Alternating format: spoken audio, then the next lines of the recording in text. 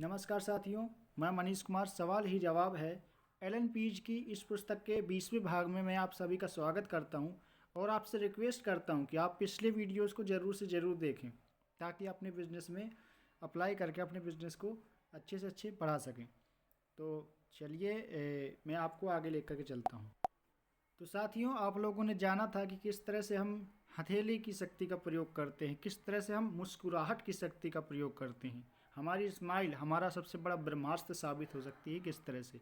तो ये सारे छोटे छोटे पॉइंट थे, तो उसी कड़ी में मैं आगे लेकर के चलता हूँ आपको। भूमध्य सागरीय देशों में खड़े होने की दूरी। चित्र 2 में अगर दोनों लोग भूमध्य सागरीय प्रदेशों से हैं तो वे इस दूरी पर एक दूसरे के साथ सहजता का अनुभव करेंगे। पर अगर उनमें से एक लंदन का हो और दूसरा रोम का, तो लंदन वासी शायद यह समझेगा कि सामने वाला अधिक प्रगाढ़ या आक्रामकता का प्रदर्शन कर रहा है। अगर आप किसी के पास खड़े हैं तो आप देखते हैं कि हर बार जैसे ही आप उसके पास आते हैं, सामने वाला थोड़ा पीछे हट जाता है। तो आप दूरी बनाए रखें और उसके अधिक पास जाने का प्रयास न करें। इसके द्वारा वह आपको यह बता रहा है कि सहजता का अनुभव करने के लिए इसे इतना व्यक्तिगत स्थान चाहिए। एक बहुत संवेदनशील विषय, अंग्रेजी ना बोलने वाली कई संस्कृतियों में स्पर्श को संप्रेषण की सशक्त अभिव्यक्ति माना जाता है और इन संस्कृतियों में यह प्रभावी संप्रेषण के लिए आवश्यक होता है। इस तरह के मामलों में आपकी रणनीति बिल्कुल आसान है। जितनी बार आपको छुआ जा रहा है उतनी ही बार आप स्पर्श को लौटाएं। अगर सामने वाला आपको नहीं छू रहा है तो आप भी उसे न छुएं।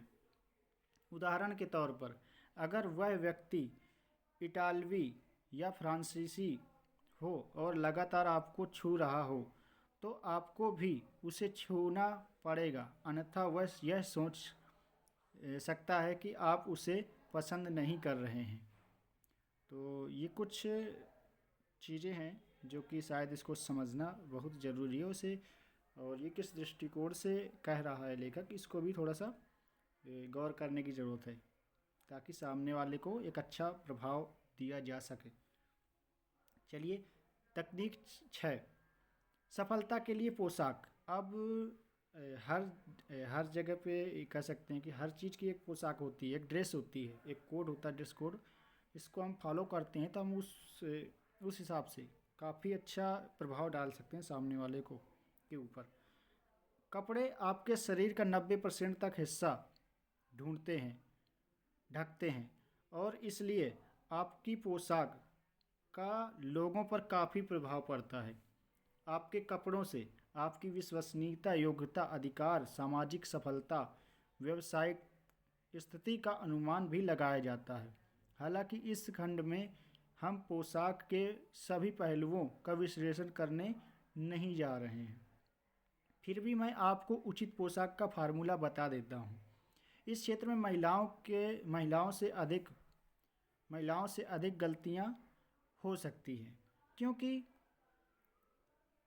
महिलाओं के पास पुरुषों की अपेक्षा पोशाक की अधिक शैलियाँ, रंग व डिजाइन होते हैं। हालांकि अधिकांश पुरुषों के पास कम चुनाव यानी कम कपड़े होते हैं, फिर भी अधिकतर पुरुषों के पास इतनी बुद्धि नहीं होती है कि वे मैचिंग का ध्यान रखें।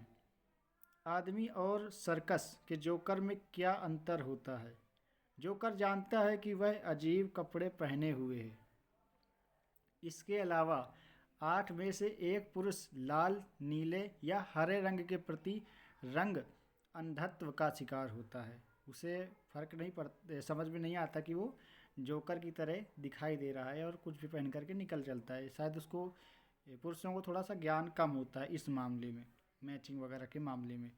उचित व्यावसायिक पोशाक का रहस्य इस सवाल के जवाब में छुपा हुआ है। आपका संभावित ग्राहक आपको किस तरह की पोशाक में देखना चाहता है, सामने वाला किस तरह से देखना चाहता है। उनकी राय में विश्वसनीय, खुशमिजाज, अधिकारपूर्ण, समझदार, सफल और मिलनसार लगने के लिए आपको किस तरह के कपड़े पहनने चाहिए। आपको कौन सा suit, shirt, blouse, tie, skirt, जूते, घड़ी, मेकअप या हेयर स्टाइल चुनना चाहिए। आप उनकी राय में, आपकी राय में, उनकी राय में पॉइंट है इसमें, उनकी राय में सामने वाला हमें किस तरह से देख करके हमें ज़्यादा अच्छे से जज कर पाएगा और ज़्यादा अच्छे हमारे लिए पॉजिटिव रिजल्ट निकाल पाएगा, ना कि हमारी राय में, आपकी राय में नहीं, उनकी राय में, सामने वाले की राय में। याद रखें, आपके संभावित ग्राहक का विचार अधिक महत्वपूर्ण है, इसलिए उसी के हिसाब से कपड़ों का चयन करें। यह हर इलाके में अलग होता है और जलवायु के मान से पोशाक की शैलियाँ भी बदलती हैं, यानी मौसम के हिसाब से भी पोशाकें बदलती हैं।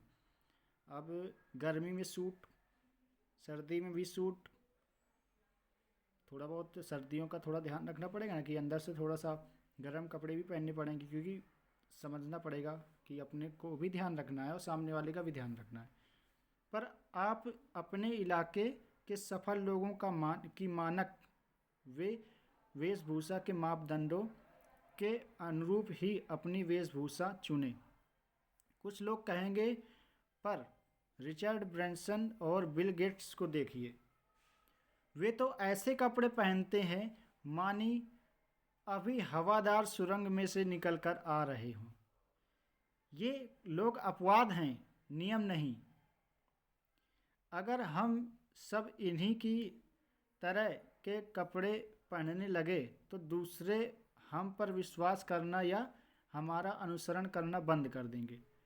अगर आप दुनिया के सबसे अधिक सफल नेताओं और बिजनेसमैन को देखेंगे तो आप पाएंगे कि उनकी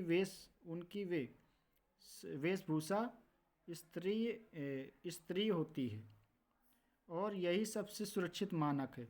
अपनी पसंद या अपने आराम के हिसाब से अपने कपड़ों का चयन करके स्वयं की राह में बाधा खड़ी न करें और संभावित ग्राहक की अपेक्षाओं के हिसाब से कपड़े पहने। सामने वाले के अंदर का ऐसा प्रभाव जाएगा, इस हिसाब से हम कपड़ों का चयन कर सकते हैं, ना कि अपने कंफर्ट के हिसाब से।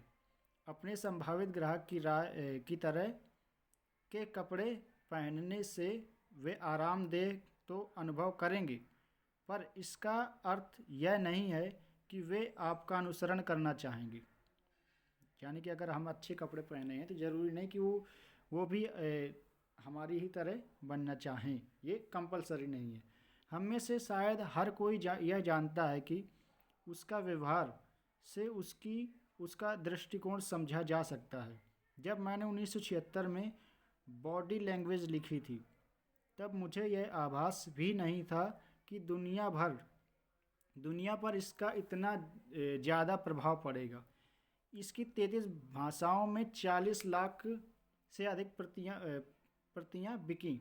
हमारे मूल देह भाषा शोध और उसके बाद हुए अनगिनत अध्ययनों से यह पता चलता है कि आमने सामने की मुलाकातों में आपके श्रोताओं पर आपके संदेश का प्रभाव इस तरह होता है। शब्द समग्र प्रभाव का 7 से 10%, स्वर समग्र प्रभाव का 20 से 30%, देह भाषा समग्र प्रभाव का 60 से 80%। यह दर्शाता है कि आपके देखने के ढंग, हाव भाव, मुस्कुराहट, वेशभूषा और चलने के तरीके से सामने वाले पर सबसे अधिक प्रभाव पड़ता है। आपके द्वारा प्रयुक्त शब्दों के प्रभाव से 3 गुना अधिक महत्वपूर्ण होता है शब्दों को कहने का आपका तरीका। पढ़ने के 3 नियम। तो ये आज की वीडियो में काफ़ी बढ़िया पॉइंट निकल करके आए हैं, तो आप इसको अप्लाई कर सकते हैं कि किस तरह से हमें अपने कपड़ों का थोड़ा सा ध्यान रखते हैं सामने वाले को, ताकि कि हमारा बिज़नेस जो ज़्यादातर नेटवर्कर्स या सेल्स के दुनिया वाले जो भी लोग हैं, तो इस चीज़ का जो हमारा ड्रेस कोड है इसका जब ध्यान रखते हैं तो हमारे बिज़नेस पे काफ़ी प्रभाव पड़ता है। तो लाइक कर दीजिए, सब्सक्राइब कर दीजिए और अपनी टीम में शेयर कीजिए। Thank you so much.